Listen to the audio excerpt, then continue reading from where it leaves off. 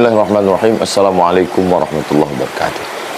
Alhamdulillah, Allahumma salli ala Sayyidina Muhammad ibn Abdillah wa ala alihi wa sahbihi wa man da'a bida'watihi wa istanna bi sunnatihi ila yaumi liqa'i rabbih wa ba'du. Bang Alvin Firdaus beserta seluruh tim yang ada di Pontianak, tim yang ada di Riau, Bapak, Ibu, Abang, Kakak, Adik, Sahabat Hijrah bersama Ustaz Abdul Somad. Mudah-mudahan kita selalu dalam ridha Allah, selalu dalam rahmat Allah Subhanahu wa taala, sehat zahir dan batin, istiqamah iman dan Islam. Dibukakan Allah pintu hati kita untuk belajar, setelah faham lalu kita kemudian mengamalkan segala ilmu sebagai bekal untuk menghadap Allah Subhanahu wa taala. Amin amin ya rabbal alamin.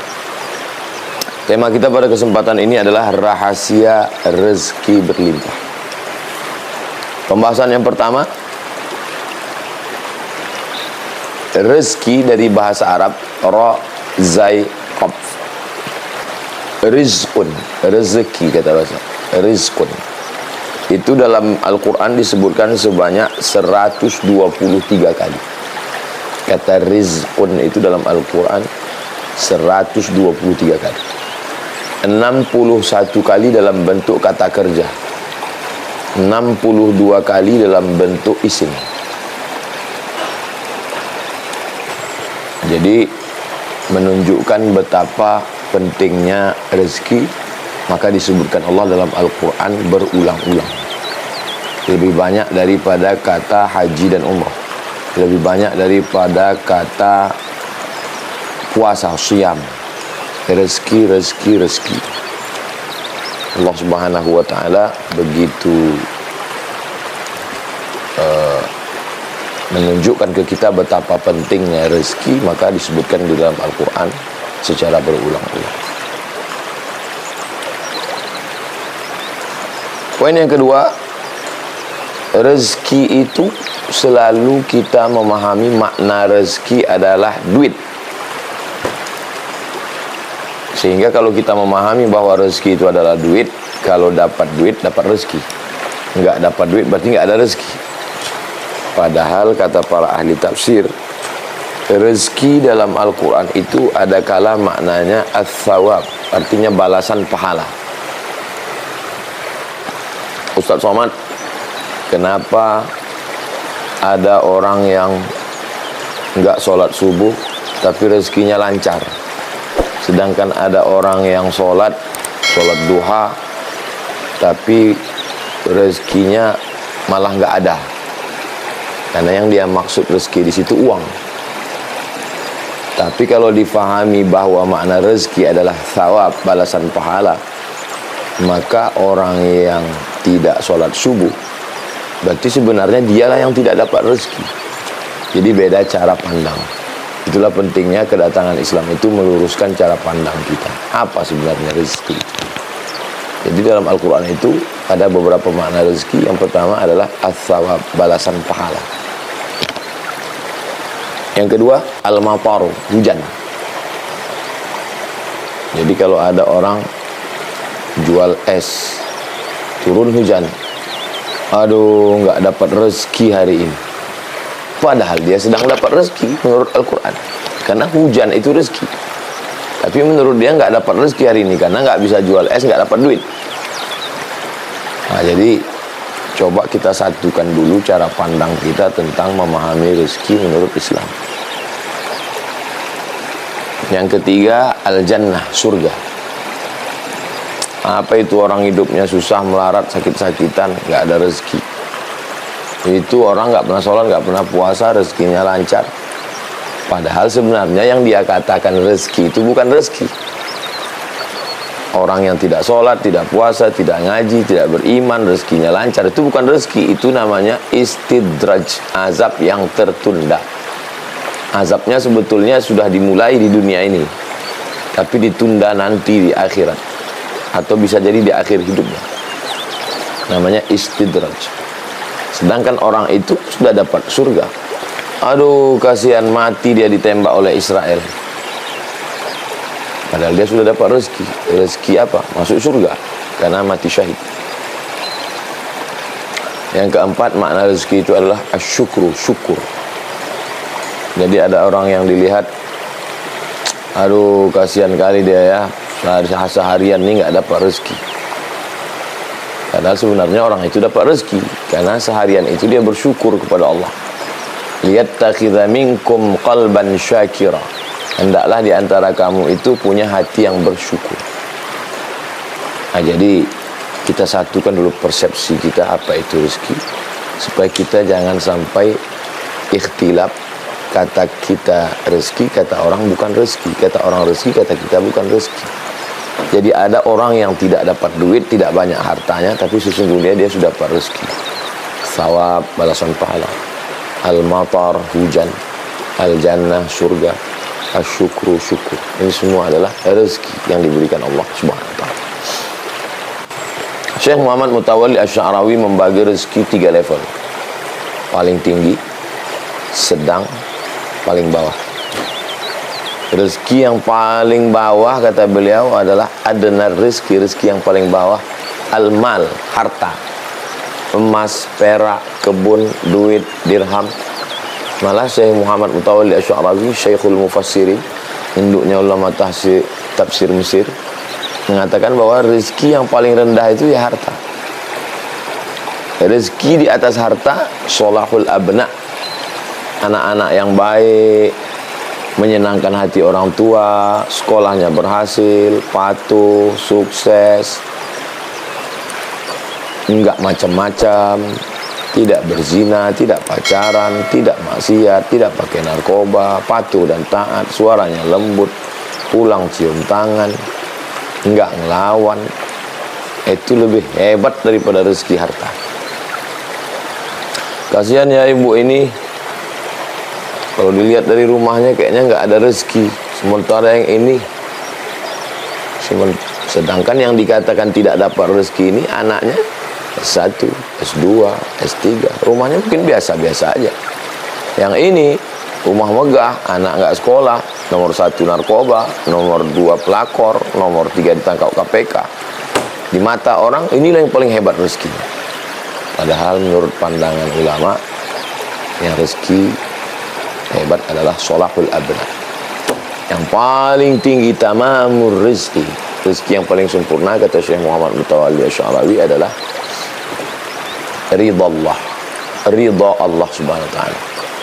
Makanya siapa orang yang paling sempurna rezekinya? Sahabat Nabi. Karena mereka itu titelnya radhiyallahu anhum. Mereka diridhai Allah Subhanahu wa ta'ala. Jadi sebetulnya rezeki itu berapa? Wah, Syekh Muhammad Mutawalli Asy-Sya'rawi menyebutkan secara detail rezeki itu berapa. Yang pertama, sakinatur ruh, jiwa yang tenang. Tenang menghadapi ujian, tenang menghadapi cobaan, tenang menghadapi caci maki. Nah, ini rezeki. Nurul aqli, cahaya dalam fikirannya, cerdas, cermat. Sehatul jasad, badan sehat. Jadi kalau kita ketemu sama orang, apa kabar, sehat, dia dapat rezeki. Safaul qalbi, hatinya bening, jernih, nggak ada dendam, nggak ada marah, nggak ada sakit hati, nggak ada dendam kesumat, nggak ada laknat, nggak ada kufur, nggak ada syirik, nggak ada munafik. Salamatul fikri, pikirannya sehat, nggak ada sekuler, nggak ada liberal, nggak ada komunis, nggak ada ateis, nggak ada kufur nikmat. Da'watu ummin, dia selalu dapat doa ibunya. Setiap pergi cium tangan, pergi ya bu, ini orang dapat rezeki. Dapat video doa dari ibu, ini orang dapat rezeki. Atfu abin, kelembutan seorang ayah. Ayah masih hidup, duduk di rumah, mendoakan. Nah ini, dia tiap hari dapat rezeki. Wajudu akhin, punya saudara yang dermawan, yang selalu menolong, yang selalu mengayomi, yang selalu melindungi. Ini rezeki yang luar biasa. Ada orang punya perusahaan besar, duitnya banyak, mobilnya mewah, rumahnya megah, tapi punya saudara yang selalu merongrong, mengambil harta warisan, rebut-rebutan. Tapi ada orang yang biasa-biasa aja, tapi saudaranya Masya Allah, Tabarakallah. ihtimamu shadiq, punya teman yang peduli. Apa kabar bro, gimana, udah sholat duha, udah tahajud, ayo kita jalan nengok anak yatim, fakir miskin. Gimana hatimu, gimana imanmu. Punya teman yang selalu peduli. Ini rezeki. Yang ke-10, da'watu muhibbin fillah, selalu mendapatkan doa dari orang-orang. Kami selalu mendoakan Ustadz, semoga Ustadz sehat, panjang umur, tetap berdakwah, mudah-mudahan Ustadz istiqomah. Itulah rezeki saya. Itulah rezeki para da'i. Nah, jadi sebenarnya sudah mendapatkan rezeki berlimpah, tapi orang menganggap dia tidak ada rezeki. Aduh, nggak ada rezeki. Padahal sebenarnya dia sudah mendapatkan rezeki dari Allah Subhanahu wa ta'ala. Itu maka pembahasan yang pertama adalah fahami dulu apa makna rezeki sebaik-baiknya. Berikutnya poin yang keempat.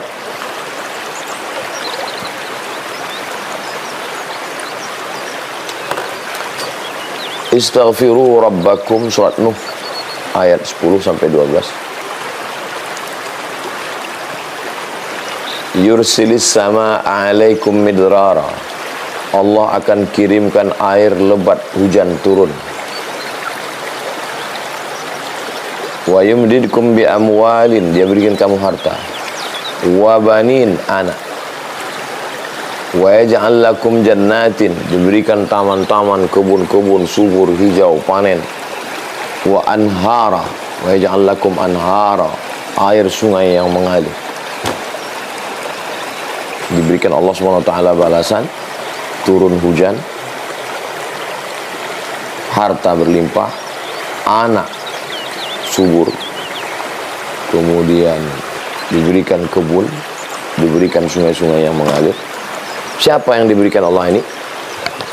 Qul tastaghfiru rabbakum, beristighfarlah kamu, minta ampunlah kepada Allah Subhanahu wa ta'ala. Jadi rahasia rezeki berlimpah itu amalannya adalah istighfar.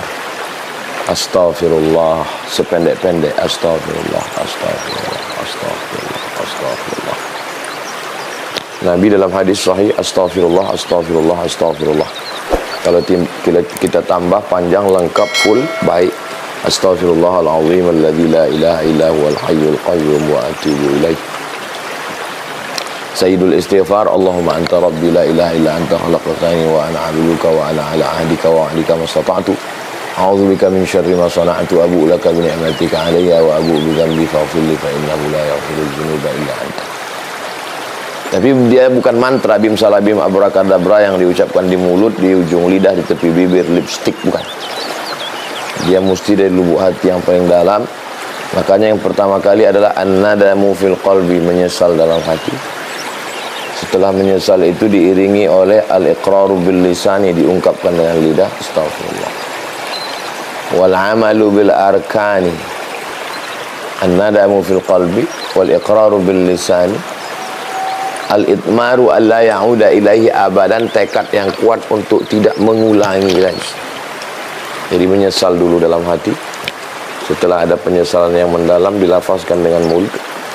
Setelah dilafazkan di mulut, tekad yang kuat untuk tidak kembali kepada perbuatan itu. Maka itu kalau dilakukan. Jadi kalau ada orang bertanya, apa tanda istighfar kita diterima Allah? Apa tanda istighfar kita diterima Allah? Memang dia seperti WhatsApp, ada conteng 1, 2. Memangnya dia seperti SMS yang ada reportnya. Yursil sama alaikum midrara, turun hujan lebat. Wa yumdidkum bi amwalin, kamu dapat harta berlimpah. Wa banin, anak. Wa yaj'al lakum jannatin, diberikannya kamu kebun-kebun. Wa yaj'al lakum anhara, air sungai yang mengalir, tidak kurang satu apapun. Dan ini ditegaskan juga dalam hadis Nabi SAW, man lazimal istighfar, siapa yang memperbanyak istighfar, ja'alallahu lahu min kulli dhiqin makhraja, dari segala kesempitannya diberikan Allah makhraja, solusi jalan keluar. Wa min kulli hammin faraja, dari segala kesusahan hatinya faraj, ada kelapangan. Wa razaqahu min haitsu la yahtasib, diberi rezeki dari jalan yang tidak disangka-sangka.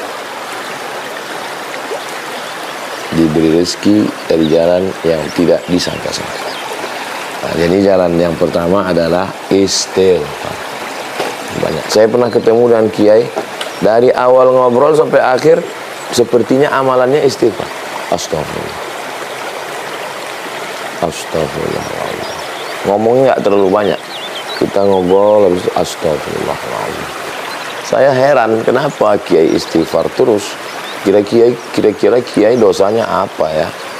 Ternyata beliau mengamalkan zikir istighfar. Jadi kalau ada di antara kita yang zikirnya istighfar untuk mengundang turunnya rezeki dengan syarat dan ketentuan berlaku, amat sangat baik sekali. Astagfirullah, astagfirullah, Astaghfirullahaladzim alladzi la ilaha illa huwal hayyul qayyum wa atubu ilaih. Orang yang tahajud, orang yang tahajud bisa jadi kena penyakit ujub. Karena tahajud itu amal saya. Kalau ada orang yang khatam Quran berkali-kali, walaupun tidak diobrolkan ke orang, tapi mungkin dalam hatinya itu, ya saya ini kan banyak khatam Quran. Tapi kalau amalan istighfar itu lebih ke dalam. Saya ini banyak dosa. Jangankan mau dapat pahala, jangankan mau masuk surga, dosa saya aja. Jadi mungkin karena hati itu sudah hancur, remuk, redam, tidak ada harapan kecuali hanya Allah, jatuh sejatuh-jatuhnya, terkapar, terbanting, telentang, telungkup, tak berdaya. Disitulah kemudian Allah mengangkat derajat setinggi-tinggi. Nah, jadi amalan istighfar ini adalah amalan ke bawah. Kalau yang lain ini amalannya ke atas, menunjukkan ini amal saya, ini masjid yang saya bangun, ini ceramah saya. Tapi kalau istighfar itu lebih pada, ya Allah dosa saya, ya Allah, astagfirullahaladzim alladzi la ilaha. Makanya segala amal semuanya diawali dengan istighfar. Selesai sholat pun istighfar. Assalamualaikum warahmatullahi wabarakatuh. Astagfirullahaladzim, astagfirullahaladzim. Memangnya dosa apa di dalam sholat kok istighfar? Ya dosanya itu sholat tadi ingat kunci, waktu sholat bacaannya kurang khusyuk, waktu sholat hatinya kurang kuat mengingat Allah, maka dia astagfirullahaladzim, astagfirullahaladzim, astagfirullah. Ini amalan. Berikutnya poin yang kelima, surat At-Talaq ayat 2-3. Wa may yattaqillaha yaj'al lahu makhraja. Siapa yang takwa. Ini amalannya. Jadi yang pertama istighfar, yang kedua takwa. Setelah istighfar naik ke takwa. Saya takut kena hujan, maka saya pakai payung. Itu namanya takwa. Ittiqa, ittaqa yattaqi, ittiqa. Takut terjadi sesuatu, maka menyiapkan sesuatu. Saya takut kena hujan, maka saya siapkan takwa, kata yang satu. Yang satu lagi, saya takut kena hujan, saya siapkan mantel. Yang ini takwanya lebih besar. Karena kalau sekedar hanya payung, kakinya, badannya bisa basah. Tapi kalau udah mantel, lebih.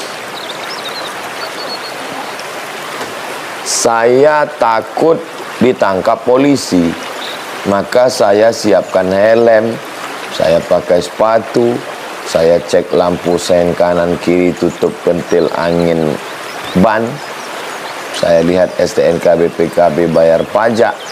Saya takut sesuatu terjadi, maka saya siapkan sesuatu. Nah, itu namanya takwa. Jadi jangan majulah takwa, takut yang gimana? Takut kena azab di akhirat, maka saya beramal di dunia. Takut nanti saya tidak masuk surga, maka saya beramal beribadah. Takut tidak dapat ridha Allah, maka saya itu takut. Dan takwa itu tidak mungkin muncul begitu saja tanpa didahului iman. maka selalu dikaitkan dengan iman. Ya ayyuhalladzina amanu ittaqullah. Hai orang yang beriman, hai orang yang percaya, takutlah kamu kepada Allah. Karena tidak mungkin takwa kalau tidak percaya. Bapak jangan banyak makan daging, jangan makan daging kambing, jangan minum susu, jangan minyak-minyak, jangan kolesterol. Setelah pulang si bapak makan gulai kambing, tongseng kambing, minum susu, minyak-minyak, goreng-goreng. Istrinya nanya, tadi kan dokter di rumah sakit sudah ngasih tahu papa jangan goreng-goreng. Sebenarnya perbuatannya itu sudah menunjukkan dia nggak percaya. Kalau dia percaya sama omongan dokter tadi, pasti dia akan lakukan saran-saran dokter itu. Itu menunjukkan dia tidak percaya. Jadi kalau ada orang nggak sholat, nggak puasa, nggak zakat, nggak haji, nggak mau ngaji, mabuk, minum khamar, narkoba, zina, ngolok-ngolok agama, ngejek-ngejek Habib, ngejek-ngejek Ustad. Terus pas ditanya, kamu percaya sama Tuhan? Saya percaya sama Tuhan. Munafik, bohong. Karena kalau dia percaya, pasti dia akan ikuti saran Nabi. Kalau percaya sama dokter, pasti ikuti saran dokter. Kalau percaya sama teknisi,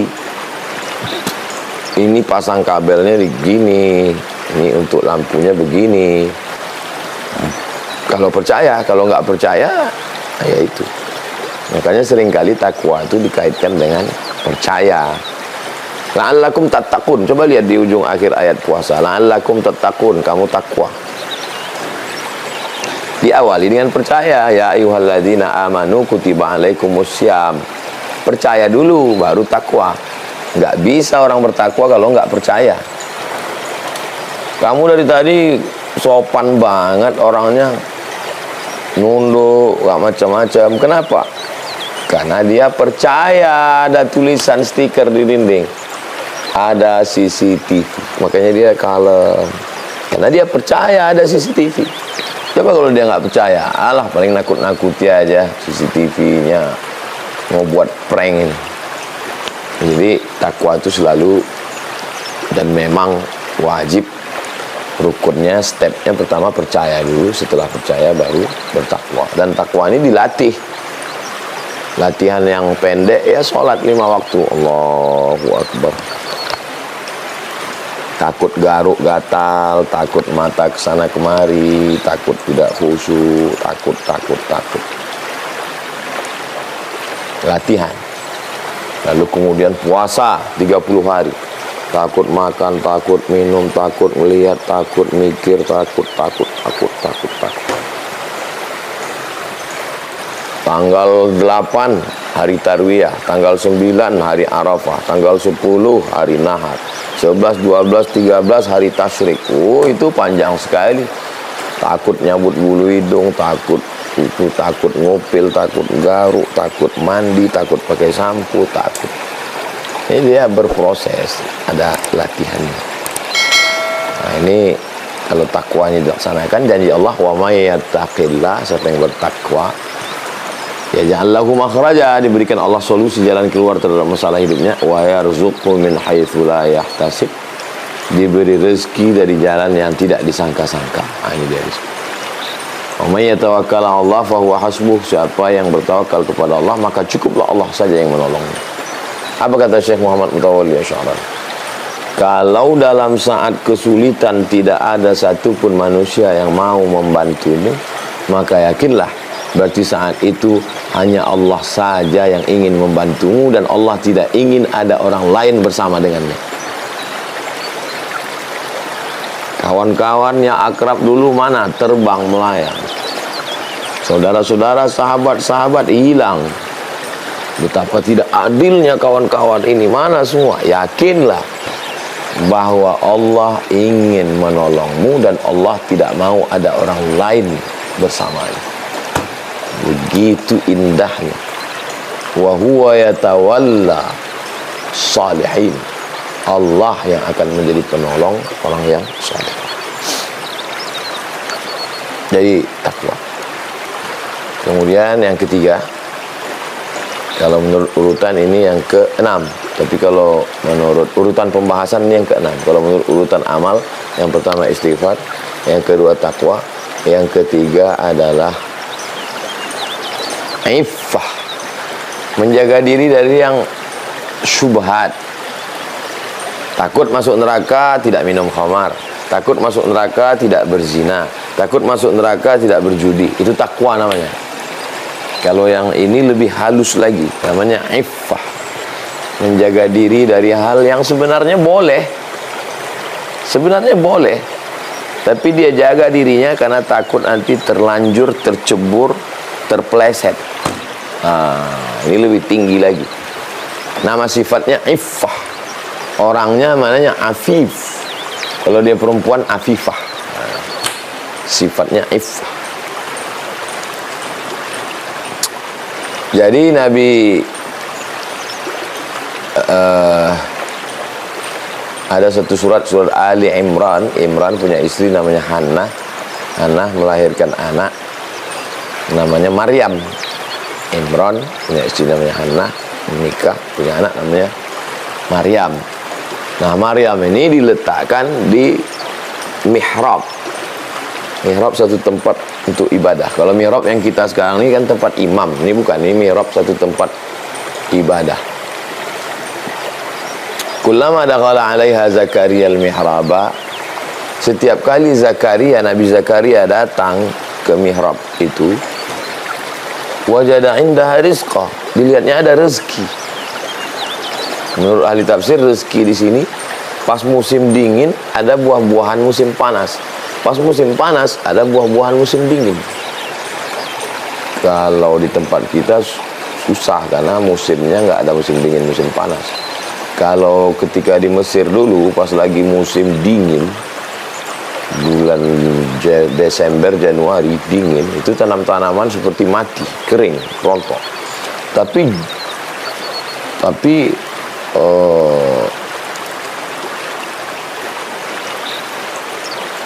musim dingin itu malah jeruk banyak. Lalu kemudian ketika musim panas, semangka banyak. Musim panas bulan Juli, bulan Agustus, kurma banyak. Musim dingin, jeruk banyak. Ternyata jeruk itu kalau dimakan menghangatkan perut, bagus, bertukal. Begitulah adilnya Allah, di saat musim dingin dibuatnya tanaman yang tumbuh hangat, panas ke perut, bagus. Kita kalau musim dingin kan bibir pecah-pecah, malas minum. Tapi kalau banyak makan jeruk, sehat. Jadi ketika Zakaria ngelihat banyak sekali makanan, ya Maryam, anna laki hadza. Wahai Maryam, ini kamu dapat makanan sebanyak ini dari mana? Qalat, Maryam menjawab, huwa min indillah, itu dari Allah. Innallaha yarzuqu man yasha'u bighairi hisab. Allah memberikan rezeki kepada siapa yang Dia kehendaki bighairi hisab. Dia duduk aja berzikir, beribadah kepada Allah, tidak keluar. Jadi berdatangan rezeki-rezeki itu berdatang. Tapi bukan berarti kita menafikan ikhtiar. Nah, ini beda kita dengan kaum fatalistik, Jabriyah. Jabriyah ini fatal, ya apatis. Kalau dalam Islam Ahlus Sunnah wal Jamaah itu ada ikhtiar, al-kasbu namanya. Ada kudrat di dalam diri saya ini, ada kudrat, ada kemampuan. Kemampuan, ada tenaga, ada daya untuk meraih rezeki itu sudah ada, tapi saya punya kemampuan daya untuk meraih rezeki, untuk mengambilnya. Nah, jadi kalau ada orang yang tidak berusaha sama sekali, itu Jabriyah, fatalistik, firqah dhallah, sesat. Kalau ada yang mengatakan bahwa dialah segalanya, maka itu juga sesat, Mu'tazilah. Yang benar itu Ahlus Sunnah wal Jamaah, Imam Ibnu Hasan al-Asy'ari. Kita berusaha, berikhtiar. Setelah dapat kita katakan hadza min amri rabbi. Hadza min fadli rabbi. Ini karunia Allah liyabluwani, untuk menguji saya, ashkur am akfur, apakah saya bersyukur atau kufur. Mudah-mudahan kita termasuk orang yang mendapatkan rezeki yang memang betul-betul rezeki, bukan disangka rezeki, ternyata istidraj, azab tertunda. Dan rezeki yang kita dapatkan dengan ikhtiar kita, buah dari usaha kita, tapi juga ditopang oleh istighfar, takwa, dan iffah, menjaga diri dari yang abu-abu, yang syubhat. Demikian Bang Alvin Firdaus beserta seluruh tim yang ada di Pontianak dan tim yang ada di Riau. Bapak, Ibu, Abang, Kakak, Adik, mudah-mudahan bisa diambil hikmahnya. Jazakumullah khairal jaza. Subhanakallahumma wa bihamdika, asyhadu an la ilaha illa anta, astaghfiruka wa atubu ilaik. Assalamualaikum warahmatullahi wabarakatuh.